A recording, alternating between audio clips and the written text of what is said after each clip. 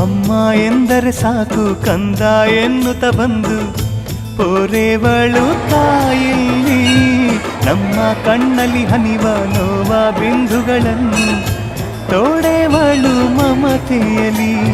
ಶ್ರೀ ಹುಲಿಗಿ ಧಾಮವಿದು ಭುವಿ ಕೈಲಾಸ, ಈ ಧಾಮದ ಮಣ್ಣಲ್ಲಿದೆ ಎಂದು ಹರ್ಷ. ಮಾದೇವಿಯ ಕರದಲ್ಲಿದೆ ತಾಯಿಯ ಸ್ಪರ್ಶ, ಈ ಸ್ಪರ್ಶವ ಪಡೆಯೋಣ ವರುಷ ವರುಷ. ಒಂದು ಸೇರಿ ಭಕ್ತಿಯಲಿ ಹುಲಿಗಿಯ ಜಾತ್ರೆಯಲಿ, ಭಕ್ತಿ ಭಾವದಿ ಪೂಜಿಸಿರಿ ಹುಲಿಗಾಂಬೆಯ. ಶ್ರದ್ಧೆ ತೋರುತ ಪ್ರಾರ್ಥಿಸಿರಿ ಜಗನ್ಮಾತೆಯ.